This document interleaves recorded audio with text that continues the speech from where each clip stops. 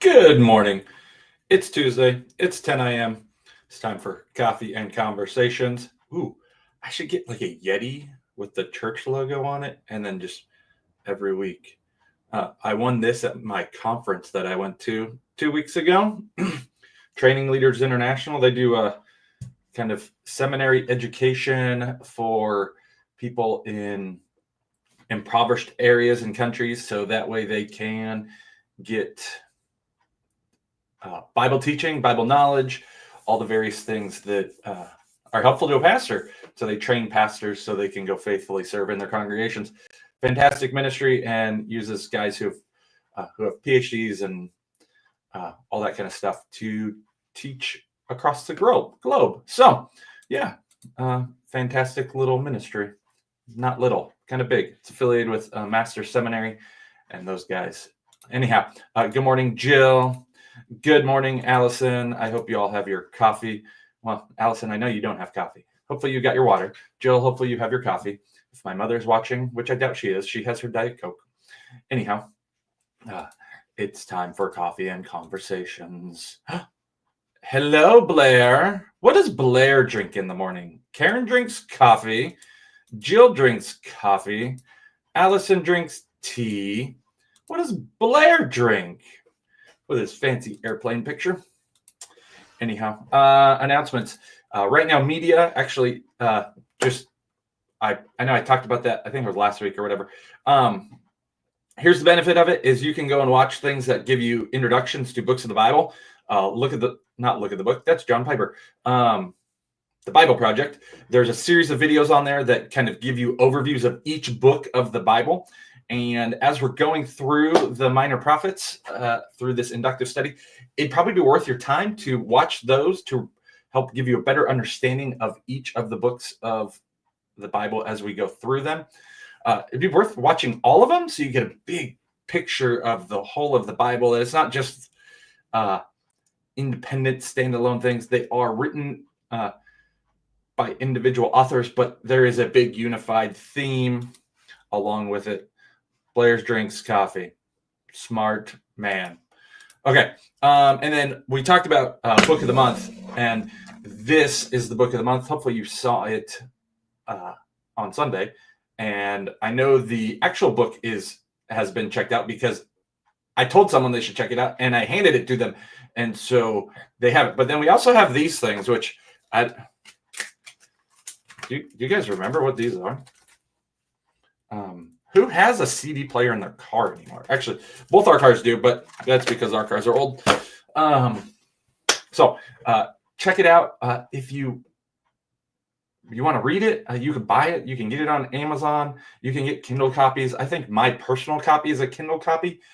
I think so. I don't know. It's a book that's so good that I think I've actually given it away multiple times. And so it would be well worth your having. And it's a great book to share with people. Anyhow, consider grabbing it, reading it, listening to it. If you have an audio player or a CD player, consider listening to it. All right. So let's talk about the book of Hosea. Hosea is fascinating. We'll just jump. We'll just put that right there. Hosea is fascinating when it comes down to it. And it gives us this big picture perspective of Israel, their kind of perpetual unfaithfulness, their repeated unwillingness, inability to abide by the Ten Commandments, their unwillingness to join themselves to the Lord in faithfulness. At this point in time, this is after Israel has split in two. So you have the southern kingdom, which is Judah, and my brain is Benjamin, I think. I forgot who the other who stays faithful to Judah with to the line of David and Solomon after that. And then you have the northern kingdom, and Hosea is going to prophesy for roughly 35 years. It's a 14 chapter book, but it covers a period of time that is roughly 40 or 35 periodish years. If you notice, it actually says that it gives us some things in the days of, why does it never defaults to the pen. In the days of Hosea, Jotham, Ahaz, Hezekiah, kings of Judah, and Jeroboam, the son of Joash, king of Israel. So that kind of gives us the time frame when Hosea is ministering. So it says the word of the Lord, that's Yahweh there, that came to Hosea, the son of Beri. And so Hosea is ministering. He's prophesying during this period of time. And this is like a roughly 66 years of potential time frame, but he probably doesn't minister. He probably doesn't prophesy that whole time. He probably prophesies roughly 35 years or so. And in the midst of this is when Assyria is rising to power and world dominance, at least the known world dominance. They are becoming the superpower of the region. And so Hosea is going to prophesy to Israel that they are being unfaithful, and because of that, they're going to be punished. Now, throughout this time, Israel tries to use political maneuvering to remain in power. The kings will make deals with people to not be deposed and all that. And so they're also steeped in Baal worship, Baalism. I actually hadn't seen that term used until I was reading in a commentary on this book, that Baalism, it's the worship of Baal, which is was the primary god of the region at the time in the Canaanite religion. And so Baal serves as a god of both fertility, the weather, kind of crops, everything in an agrarian society that is important. Baal was thought, according to the Canaanites, to be the god that controlled all those things. And so Baal worship was like at the height of it. And so these people the Israelites have abandoned worship of Yahweh, or maybe never fully embraced it, and have perpetually ongoing looked for worship of the Canaanite gods, which is one of the reasons why God told the Israelites to wipe out the other nations when they went in, because he knew that these other nations that worshiped other gods would become a snare to the people. If the other gods were allowed to persist, the other forms of worship were allowed to persist, the people would invariably be called away, and be not called away, but led astray, and the siren's call of worship of false deities would call to them, and they would end up worshiping those things. And so Baal worship became a cultic religion even within Israel,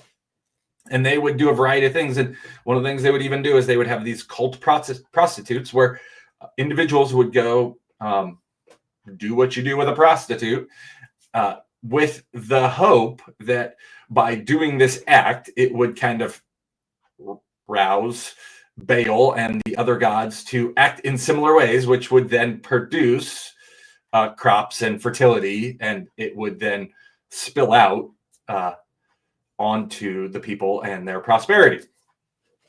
And this was their thing. Throughout Hosea, through the book, he's going to repeatedly use these images of a lack of faithfulness. And Israel, the big idea behind Hosea is that Israel has been perpetually unfaithful, and God has been unrelenting in his faithfulness. So God is going to hold up his end of the bargain, even though he is not obligated to, like a husband whose wife has proven to be unfaithful.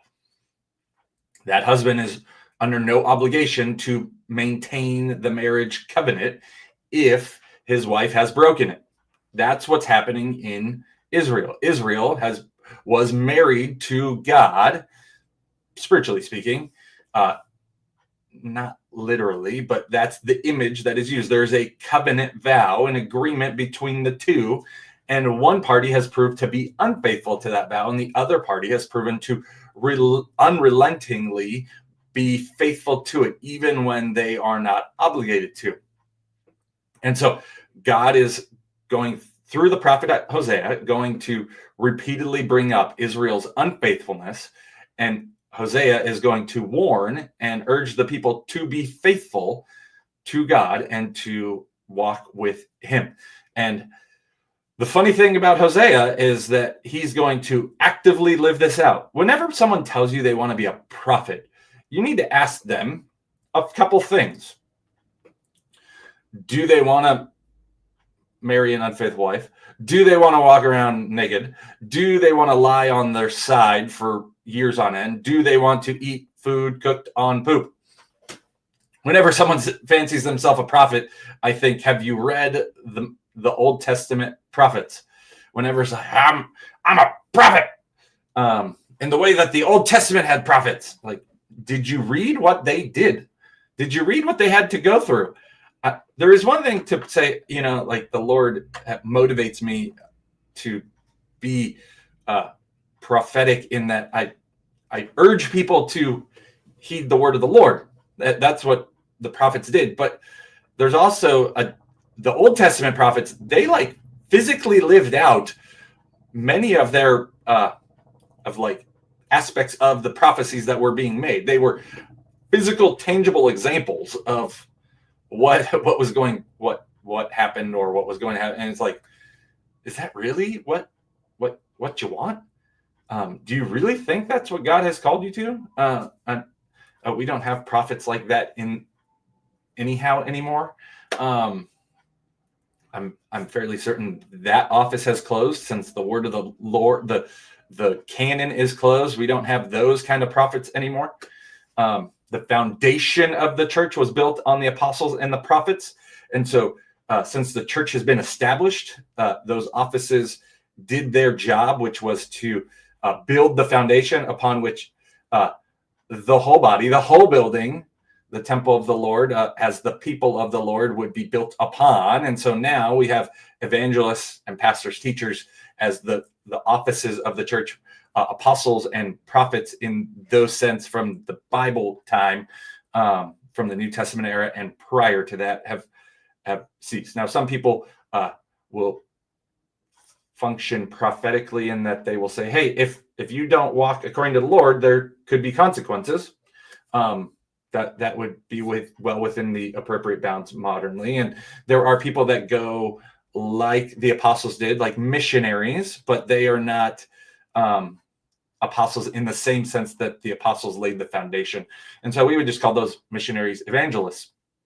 And so, yeah, that was an aside I did not intend to go down. And so as we jump into this book, we're going to see that Hosea is called to marry an unfaithful woman as a tangible example of what it means to remain faithful when your spouse is unfaithful, as an example of the way that God was faithful to Israel when Israel was unfaithful.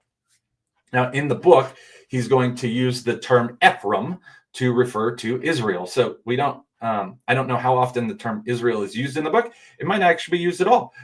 Ephraim is the primary word that is used to refer to Israel, which is the northern tribes, the northern kingdom, the 10 tribes of Israel that split off from the rightful king, the rightful kingdom.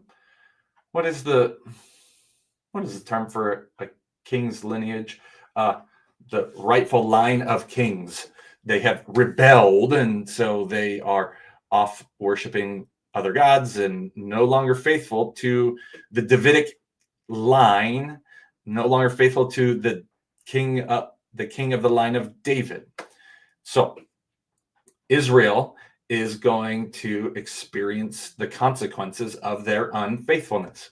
Now, what's interesting about this is that this book also continues to serve a purpose. It's not just like for them back then. When he was making these prophecies, they were for the people then, but we can still continue to learn things from them. And I think that we can look and see that that's clearly laid out in 14 verse 9, where he says, Whoever is wise, let him understand these things. Whoever is discerning, let him know them.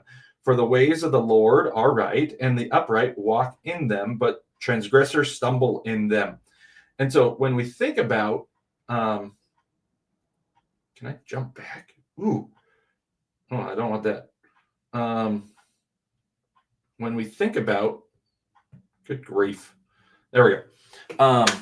When we think about the book of Hosea, like all of Scripture, it's all there for us. Paul tells us in 1st or 2nd Corinthians, these things were preserved and maintained and held for us to learn from them. Hosea is going to encourage us to faithfulness, to remain faithful to the Lord and trust him. So we'll just jump in, and it says, the word of the Lord that came to Hosea, the son of Berechiah, in the days of Uzziah, Jotham, and Ahaz, and Hezekiah, kings of Judah, in the days of Jeroboam, the son of Joash, king of Israel. Then look at what happens. Here's your call to the ministry, the office of the prophet, Hosea. When the Lord first spoke to Hosea, the Lord said to Hosea, go take to yourself a wife of whoredom and have children of whoredom, for the land commits great whoredom by forsaking the Lord. So he went into Gomer, the daughter of Diblaim, and she conceived and bore him a son. Yeah. How fun would that be? Yeah, Hosea, go marry this prostitute. Hosea, go marry this woman who's not going to be faithful to you. Hosea, go do this thing that no one would ever want to do.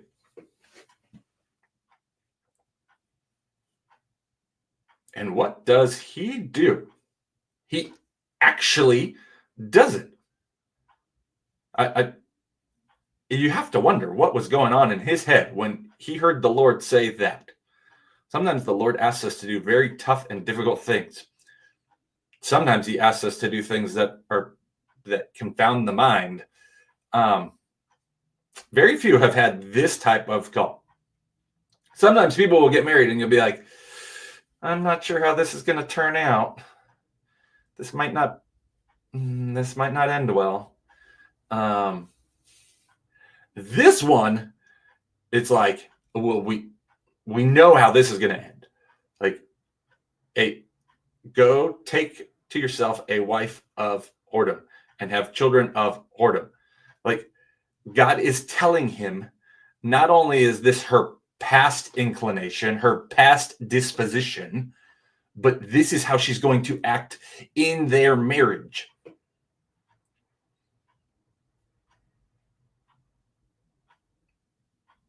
This is not what you want your kids to bring home to you. I'm going to marry this woman. And yet, the Lord calls Hosea to this immense, difficult task with the purpose of proclaiming to Israel their unfaithfulness.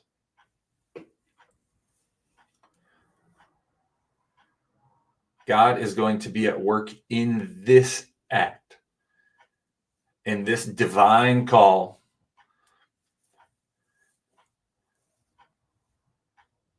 God is going to use Hosea and the call on his life to proclaim to Israel their unfaithfulness and God's faithfulness.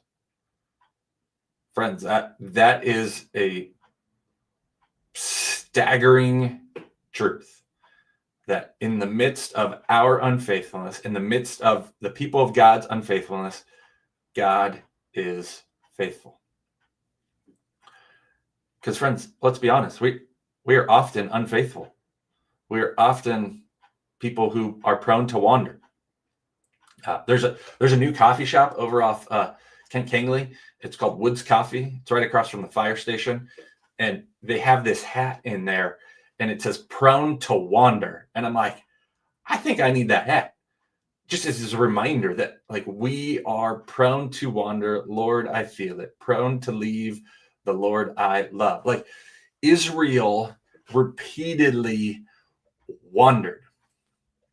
Our hearts are prone to wandering. And so we need to be reminded regularly to come back and stay close and be near. The Lord is my shepherd. I shall not want. If we are with him, we're in good shape. So we see this in Hosea, that God is going to be unrelentingly faithful to his faithless bride. Friends, that's good news. That's good news for us. And what is also going to be striking to us is that God's reputation is to the world is influenced by the way that his people walk in faithfulness. And so that's going to be a tension point for us, is that we want to walk in faithfulness because it represents God well. Just like our passage this coming Sunday, the Apostle Paul ends it with walk in a manner worthy of God. Like God wants us to walk in a manner worthy of relationship with him. And so as we walk through this book, we will see these things. Notice that she conceived and bore him a son. This is already God working through the relationship that he called Hosea to, and God is going to use the whole thing, not just the marriage, but the children and the whole process to declare to Israel their lack of faithfulness and God's faithfulness. But it is hopeful that like God is faithful even when you're not. Praise be the Lord that he does not end it at the first sign of unfaithfulness. Because who are we? we are perpetually unfaithful to him in minor ways and major ways. So friends, I hope this, as we dive into this book, that you'll be encouraged by it and that you'll be challenged, and we'll walk through it and see what it says. It's 14 chapters. I don't know what clip we'll go at, so we'll just go at whatever pace is appropriate and go from there. So I hope you have a great rest of your week, and we are going to help round up wandering cows. Is that spiritual border collie? No wandering? Yeah, go wander up some, round up some cows. Blair's gonna go be a city slicker. I love that movie. Anyhow, okay, friends, I hope you have a great rest of your week, and I will see you on Sunday.